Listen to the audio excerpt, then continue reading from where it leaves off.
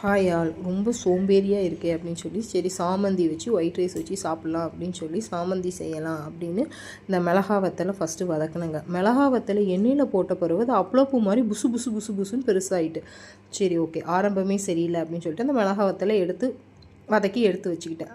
சின்ன வெங்காயம் உரிச்சு சின்ன வெங்காயத்தையும் போட்டு வதக்கி எடுத்து வச்சிட்டேன். அது நல்லா பொரிஞ்சிட்டு எண்ணெயில் போட்டவுடனே இந்த மிளகா வத்தலும் வந்து செம்மையாக பொரிஞ்சிட்டு அதோட நிறமே மாறிட்டு, அப்புறம் தேங்காய், இப்போ நம்ம ஆற வச்சுருந்த மிளகா வத்தல், சின்ன வெங்காயம் எல்லாத்தையும் போட்டு மிக்சி ஜாரில் போட்டு அரைச்சேங்க.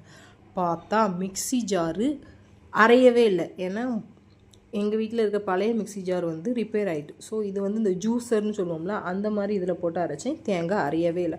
உடனே பக்கத்து வீட்டில் போய் எப்படியோ அரைச்சி எடுத்துகிட்டு வந்துட்டேன். பாதி தேங்காய், முழு தேங்காய் அதெல்லாம் தனியாக எடுத்து வச்சுட்டு சரி சோத்தில் போட்டு சாப்பிடுவோன்னு பார்த்தா கண்டிப்பாக சாமந்தி டேஸ்ட் இடவே இல்லை. இது வந்து ஒரு கார துவையல் டேஸ்ட்டு, ஆனால் சூப்பராக இருந்துச்சு. இதை வேணால் நீங்கள் ட்ரை பண்ணி பாருங்கள். அப்புறம் உரிச்சு வச்ச சின்ன வெங்காயத்துலேயே கொஞ்சம் சின்ன வெங்காயம் தான் அது இந்த துவையல் பாப்பாவுக்கு கொடுத்த போக மீதி மீன் துண்டு கொஞ்சம் இருந்தது, அதையும் வச்சு சாப்பிட்டு நல்லா விரவி ஒரு துண்டு சின்ன வெங்காயம் ஒரு துண்டு மீன் வச்சு சாப்பிட்டேன். செம்ம டேஸ்ட்டாக இருந்துச்சு. இந்த துவையல் வந்து நீங்கள் ட்ரை பண்ணி பாருங்கள். ஆனால் சாமந்தி டேஸ்ட்டில் இருக்கவே இருக்காது. மிளகா வத்தல் நல்லா கொஞ்சம் கருக்கி வறுத்துக்கோங்க.